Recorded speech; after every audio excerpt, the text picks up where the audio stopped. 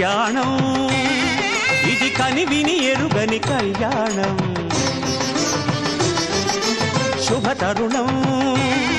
గత చరితలు చూడని శుభతరుణం అమృత హృదయమే వేదికగా అపురూపమైన వేడుకగా ఏ మనసుకు ఏ మనసు సొంతము తెలిసిన చల్లని స్నేహం జరిపించే కన్యాదానం జరిపించే కన్యాదానం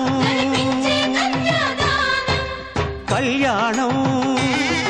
ఇది కనివిని ఎరుగని కళ్యాణం శుభతరుణం గత చరితలు చూడని శుభతరుణం